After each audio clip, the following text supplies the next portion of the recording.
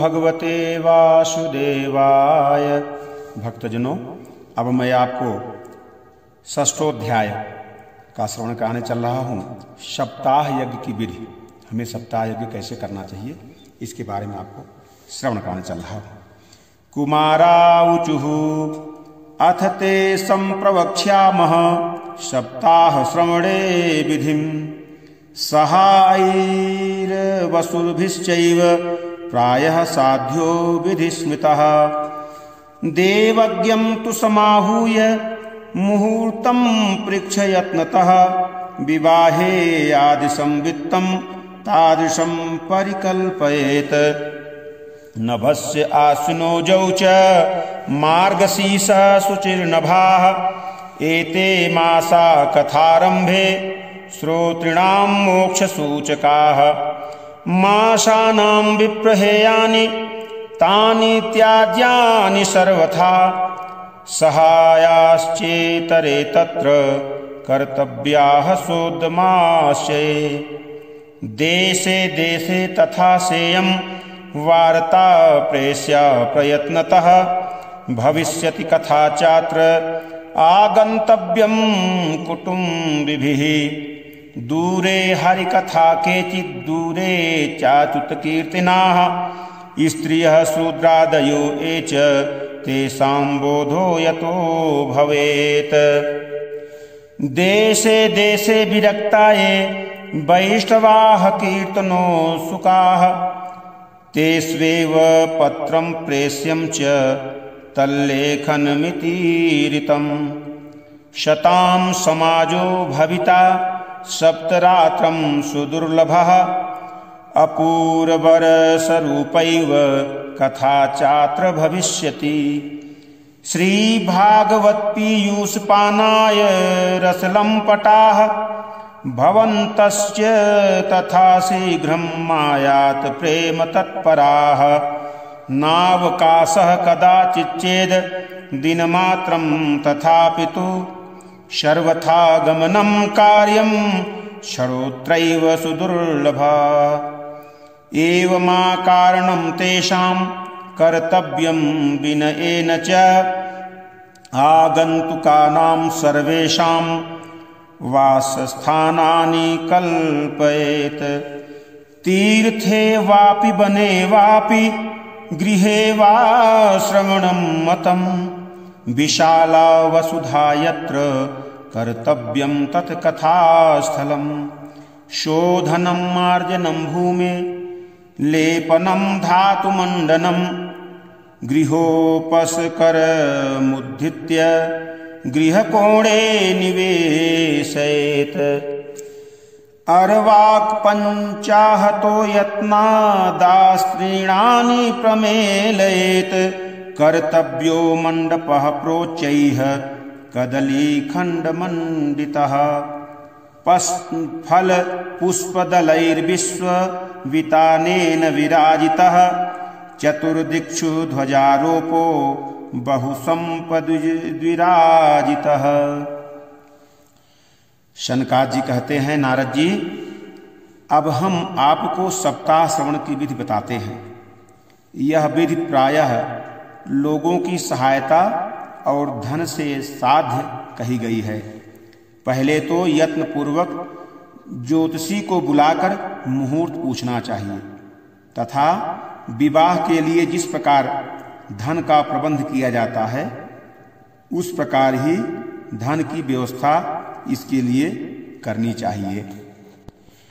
कथा आरंभ करने में भाद्रपद, आश्विन, कार्तिक, मार्गशीर्ष, आषाढ़ और श्रावण ये 6 महीने श्रोताओं के लिए मोक्ष की प्राप्ति के कारण हैं।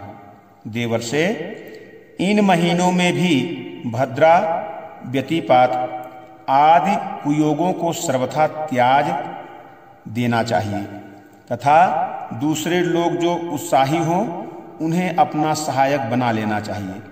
फिर प्रयत्न करके देश देशांतरों में यह संवाद भेजना चाहिए कि यहाँ कथा होगी। सब लोगों को सपरिवार पधारना चाहिए। जो स्त्री और शूद्रादि भगवत कथा एवं संकीर्तन से दूर पड़ गए हैं उनको भी सूचना हो, ऐसा प्रबंध करना चाहिए।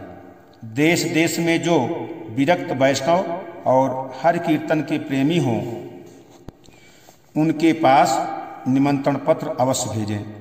उसे लिखने की विधि इस प्रकार बताई गई है। महानुभावों, यहाँ 7 दिन तक सत्पुरुषों का बड़ा दुर्लभ समागम रहेगा और अपूर्व रसमयी श्रीमद् भागवत की कथा होगी। आप लोग भगवत रस के रसिक हैं, अतः श्री भागवतामृत का पान करने के लिए प्रेम पूर्वक शीघ्र ही पधारने की कृपा करें। यदि आपको विशेष अवकाश ना हो तो भी 1 दिन के लिए तो अवश्य कृपा करनी चाहिए, क्योंकि यहाँ का तो एक क्षण भी अत्यंत दुर्लभ है। इस प्रकार विनय पूर्वक उन्हें निमंत्रित करें और जो लोग आएं उनके लिए यथोचित निवास स्थान का प्रबंध करें। कथा का श्रवण किसी तीर्थ में, वन में अथवा अपने घर पर भी अच्छा माना गया है। जहाँ लंबा चौड़ा मैदान हो वहीं कथा स्थल रखना चाहिए। भूमि का शोधन, मार्जन और लेपन करके रंग बिरंगी धातुओं से चौक पूरे। घर की सारी सामग्री उठाकर एक कोने में रख दें। 5 दिन पहले से ही यत्न पूर्वक बहुत से बिछाने के वस्त्र एकत्र कर लें तथा केले के खंभों से सुशोभित एक ऊंचा मंडप तैयार कराएं। उसे सब ओर फल, पुष्प, पत्र और चंदोवे से अलंकृत करें तथा चारों ओर झंडियां लगाकर तरह तरह के सामानों से सजा दें। ऊर्ध्वं सप्तैव लोकास्य कल्पनीया सविस्तरम तेषु विप्रा विरक्तास्य स्थापनीया प्रबोध्य च। पूर्वं तेषामासनानि कर्तव्यानि यथोत्तरं वक्तुश्चापि तदा दिव्यम् आसनं परिकल्पयेत्। उदङ्मुखो भवेद्वक्ता श्रोता वै पाङ्मुखस्तदा पाङ्मुखश्चेद् वद्वेक्ता श्रोता च उदङ्मुखस्तदा। अथवा पूर्वदिग्गेया पूज्य पूजक मध्यतः श्रोत्रिणामागमे प्रोक्ता देशकालादिको विदैः। विरक्तो वैष्णवो विप्रो वेदशास्त्र विशुद्धिकृत दृष्टान्त कुशलो धीरो वक्ता कार्योति निःस्पृहः। अनेक धर्म विभ्रान्ताः स्त्रैणाः पाखण्डवादिनः सुखशास्त्र कथोच्चारे त्याज्यास्ते यदि पंडिताः। वक्तुः पार्श्वे सहायार्थ मन्यः स्थाप्यस्तथा विधः। पंडितः संशयक्षेता लोकबोधन तत्परः। वक्त्राश्चौरं प्रकर्तव्यं दिनादिर्वाग्व्रताप्तये। अरुणोदये असौ निर्वत्यं शौचं स्नानं समाचरेत्।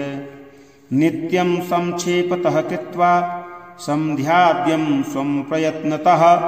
कथा विघ्न विघाताय गणनाथं प्रपूजयेत्।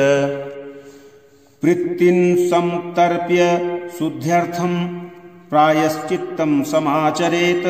मंडलं च प्रकर्तव्यं तस्थाप्यो हरिस्तथा। कृष्णमुद्दिश्य मंत्रेण चरेत पूजा विधिं क्रमात्। प्रदक्षिणं नमस्कारान् पूजान्ते स्तुतिमाचरेत। उस मंडल में कुछ ऊंचाई पर 7 विशाल लोकों की कल्पना करें और उनमें विरक्त ब्राह्मणों को बुला बुला कर बैठाएं। आगे की ओर उनके लिए वहां यथोचित आसन तैयार रखें। इनके पीछे वक्ता के लिए भी एक दिव्य सिंहासन का प्रबंध करें।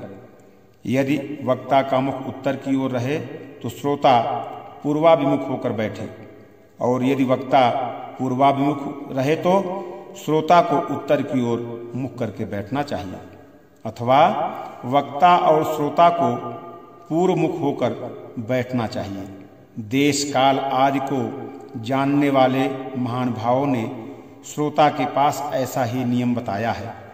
जो वेद शास्त्र की स्पष्ट व्याख्या करने में समर्थ हो तथा तरह तरह के दृष्टांत दे सकता हो तथा विवेकी और अत्यंत निष्प्रिय हो, ऐसे विरक्त और विष्णु भक्त ब्राह्मण को वक्ता बनाना चाहिए।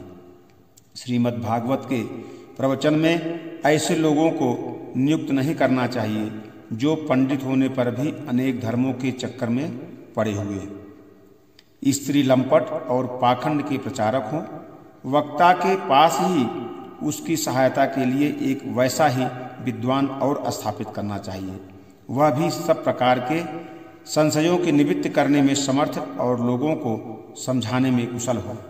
कथा आरंभ के दिन से ही एक दिन पूर्व व्रत ग्रहण करने के लिए वक्ता को क्षौर कराना चाहिए तथा अरुणोदय के समय शौच से निवृत्त होकर अच्छी तरह स्नान करे और संध्यादि अपने नित्य कर्मों को संक्षेप से समाप्त करके कथा के विघ्नों की निवृत्ति के लिए गणेश जी का पूजन करे।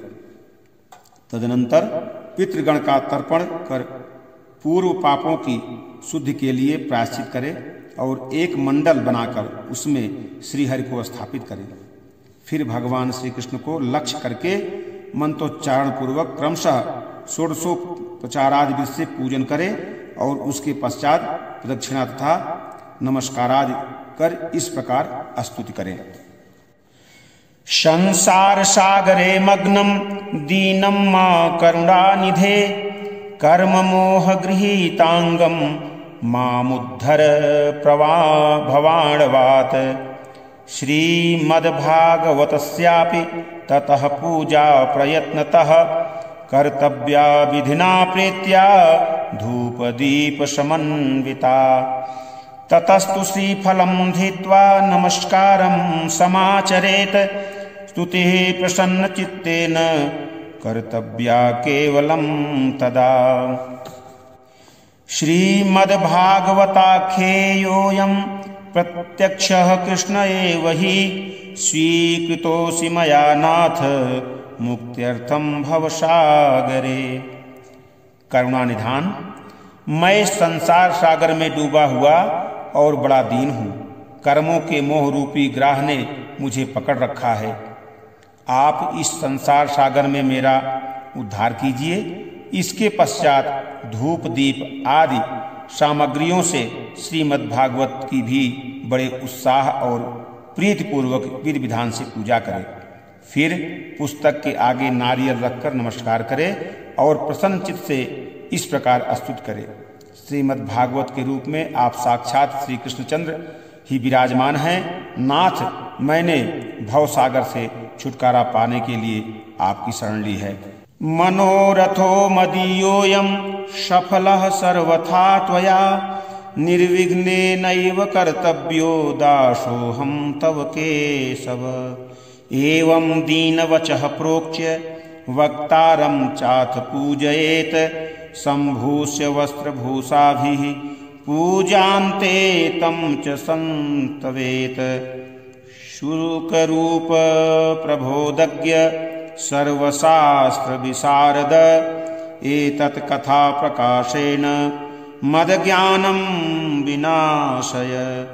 तदग्रे नियमः पश्चात् कर्तव्यः श्रेयसे मुदा सप्तरात्रं यथाशक्त्या धारणीयः स एव हि।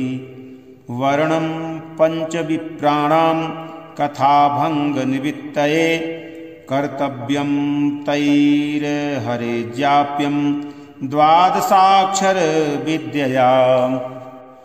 ब्राह्मणानां वैष्णव वाश्चान्यास्तथा कीर्तनकारिणः नत्वा सम्पूज्य दत्ताज्ञः स्वयमासनमाविशेत्।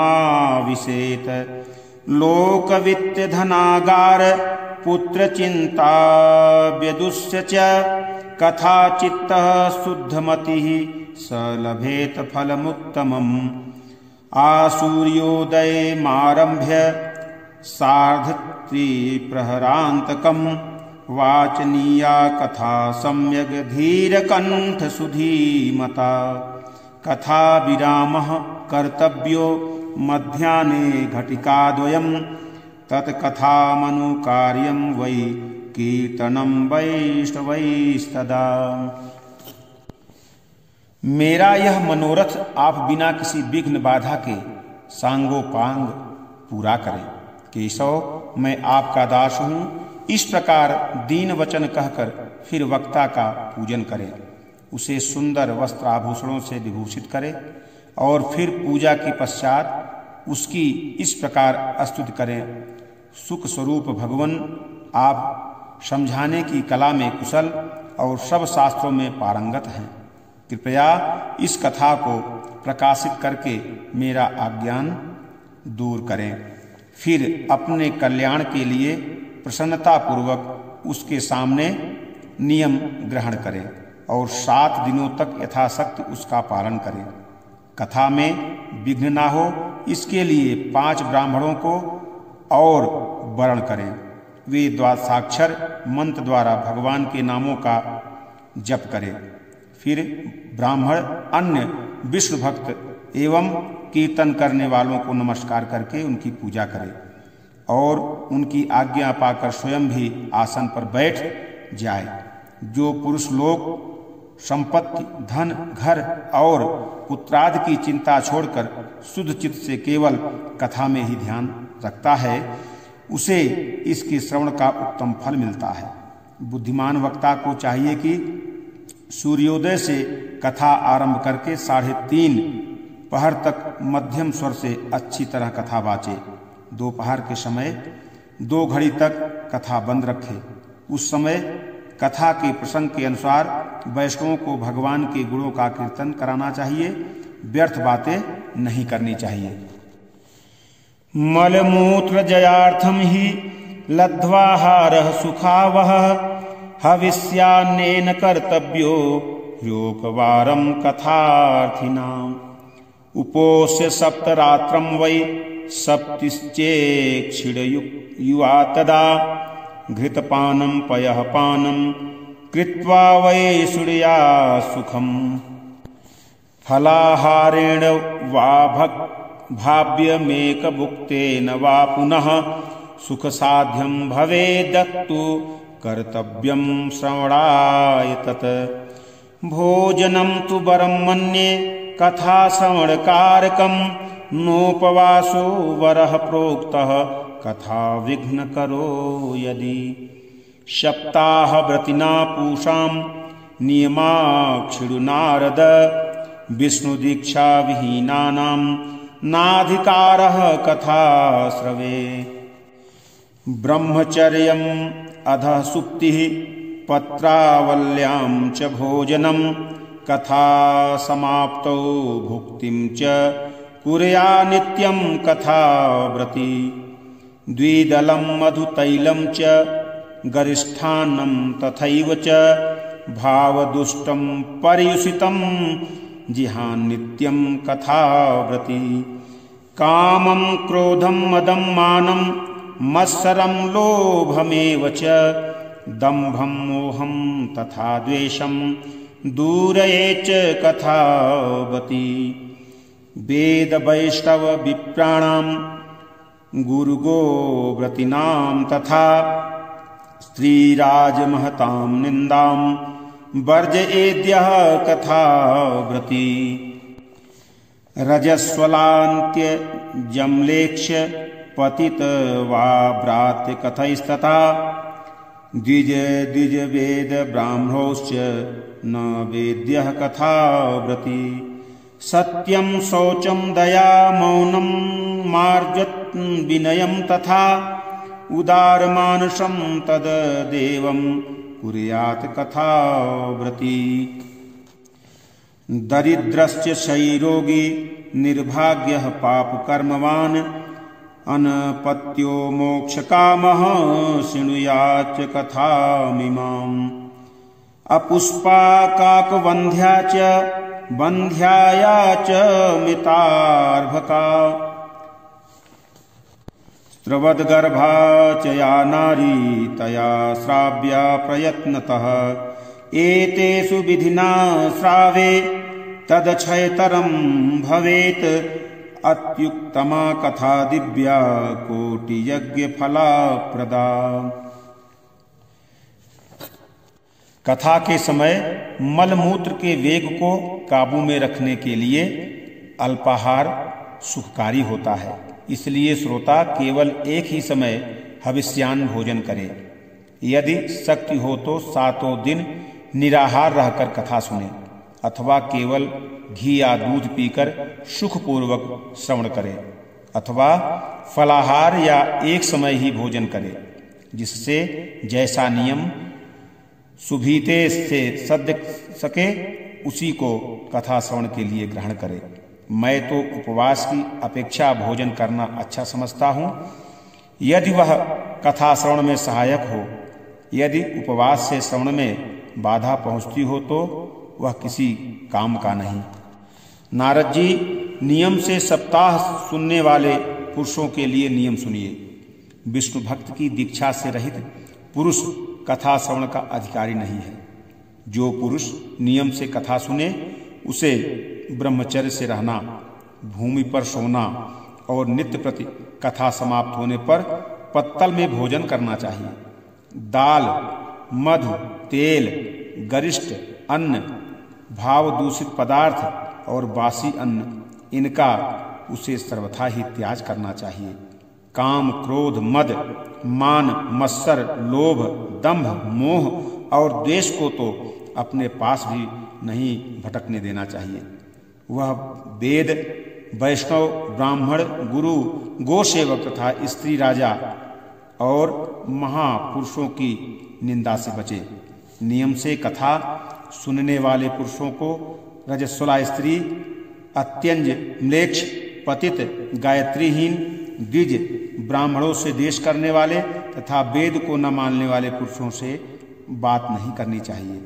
सर्वथा सत्य, शौच, दया, मौन, सरलता, विनय और उदारता का बर्ताव करना चाहिए। धनहीन, क्षय रोगी, किसी अन्य रोग से पीड़ित, भाग्यहीन, पापी, पुत्रहीन और मोक्ष भी यह कथा श्रवण करे।